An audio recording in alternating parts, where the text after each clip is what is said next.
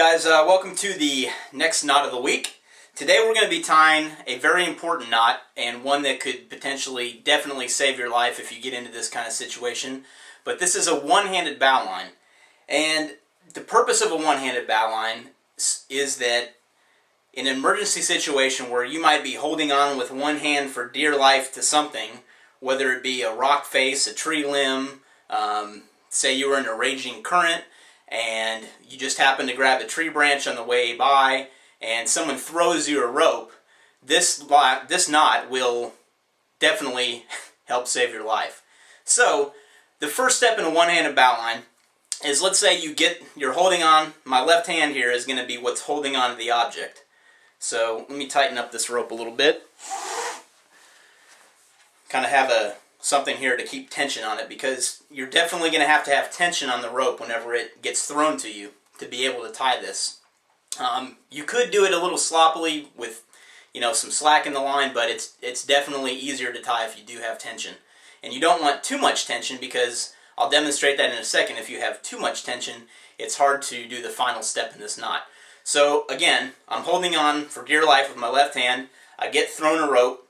Now, if I'm in the water or something like that, hopefully I'll be able to step over the line, because I'm right-handed. If I'm just going to do this in the worst case scenario, which is not having the use of my left hand, having to tie this with my right hand. So the first step in this knot is you want about, let's say, 6 inches or so of slack in your right hand if you're tying this. Now the steps are the same if you're left-handed, so let me tighten this up again. It's a little difficult to do here. So what you want to do for the first step is to come over the line, over that standing part, and come around and back through the line. So what you have is something that looks like that.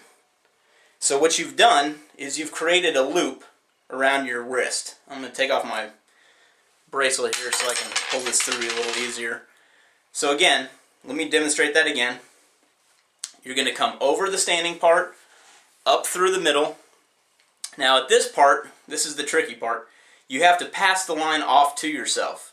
So it's going to wrap around the standing part. This line here now becomes the standing part.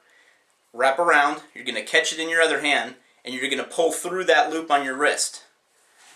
I kind of cheated a little bit there, but you don't have to cheat. Now this is the part I was mentioning. If there's too much slack in the line, or if there's too much tension in the line, you won't be able to pull this through. So once you pull that through, again, this line's a little loose, so I'm going to use my other hand here to tighten it up, just so I can show you the pattern in the bow line that gets created here. So that's how to tie a one-handed bow line. I'm going to repeat the process a little faster so you can kind of see this in motion. But now once you have the bow line, you can obviously let go of that branch you're holding and get pulled to shore. So let's watch that again.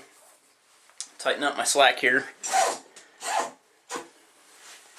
Okay, so you're going to come over, around, wrap,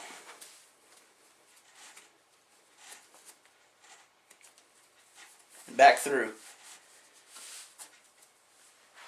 One-handed bowline.